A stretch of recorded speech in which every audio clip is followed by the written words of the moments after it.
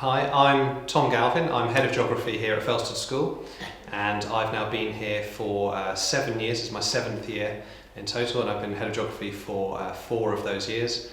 As you can see, I'm also a member of the school CCF, which I'll be heading off to very shortly after this interview. So we have 4 members of the Geography Department who teach here at Felsted, and we're equally well balanced between physical and human geographers, which is split, particularly at A-level, where you will have 2 teachers, 1 for each specialism. We come from a variety of backgrounds and also a variety of teaching experiences, so we're all very experienced within the department over both IB and at A-level and GCSE all the way through the school. Geography is one of the most, well, I know I'm biased, but important subjects in the sense of putting a lot of other subjects together to come up with identifying and world issues and solutions for those. So a lot of the major issues that are going on right now in the world, whether that's globalization or the pushback against it, so we're talking things like Brexit, wildfires currently going in California and that were there in Australia earlier in the year, whether you look at the spread of COVID and how countries cope with it, all of these are issues that we will look at within geography. So really current topics and trying to find solutions to those. And of course really large ones like climate change and habitat degradation as well. So those are all topics that we study, and it's a really useful subject to really understand the world that we live in.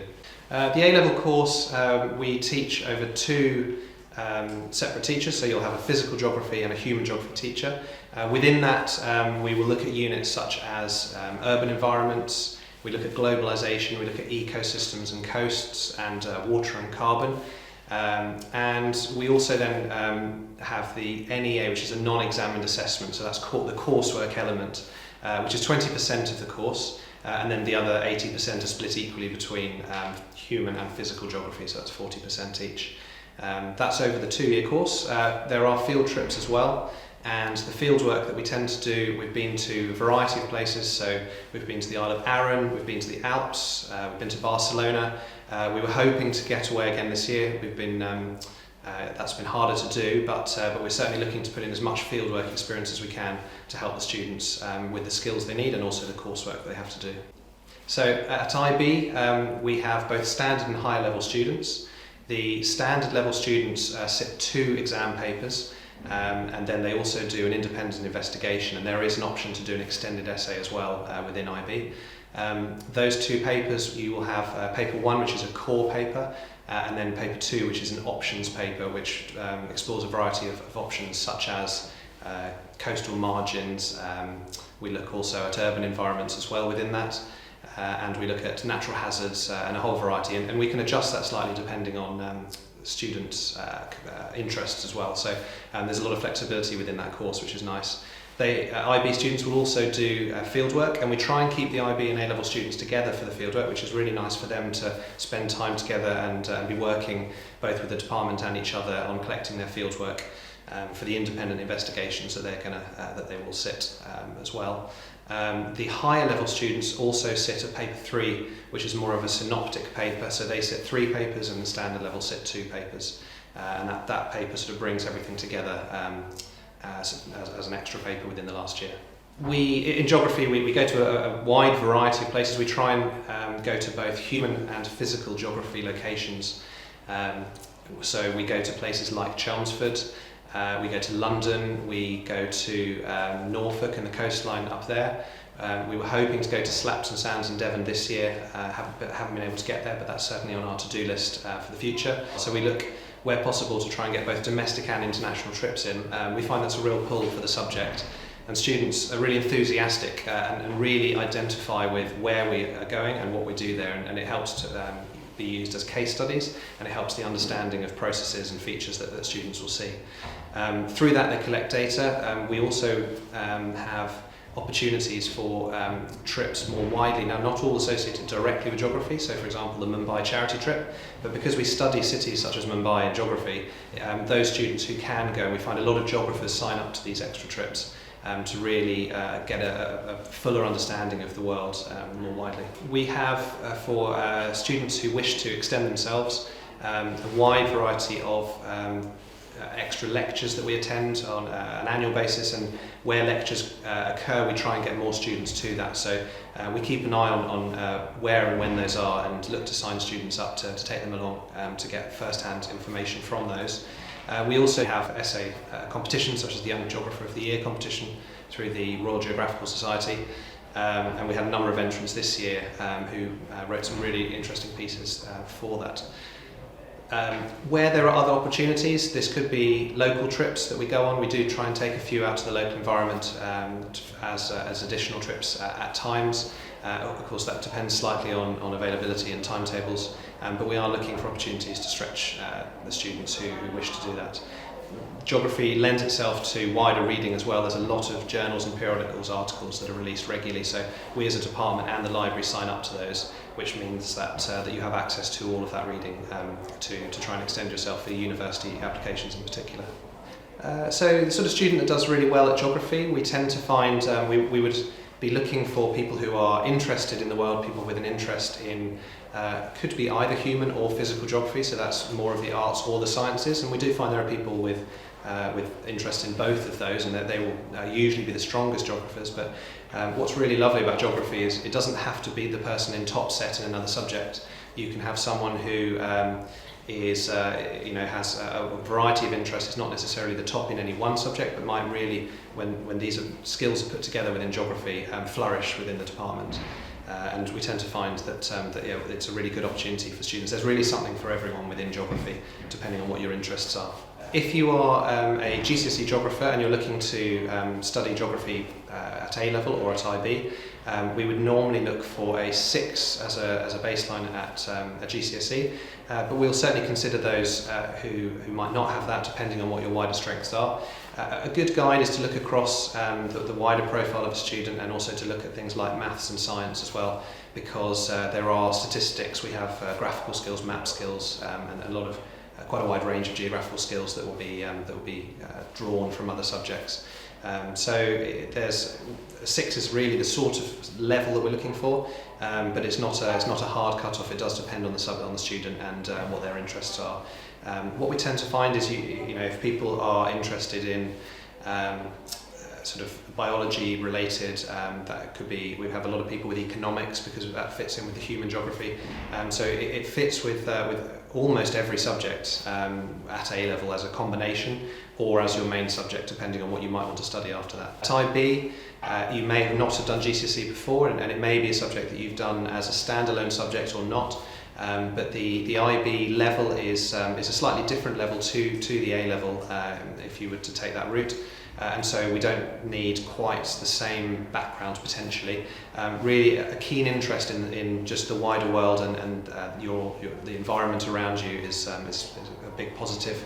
And also to consider maybe a range of other subjects such as maths and English and maybe a science in there as well, to help with the sort of underpinning the skills that you're going to need.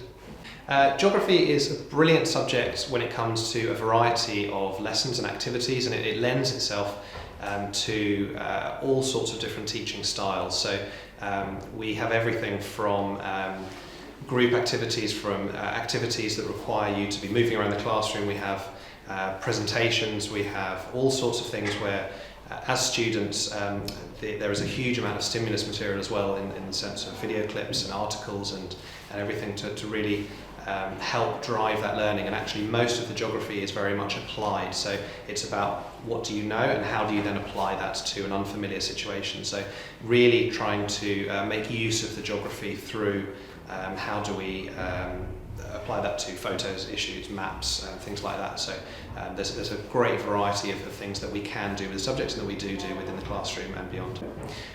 We have probably the highest number of students going on to university doing either a geography or geography related subject.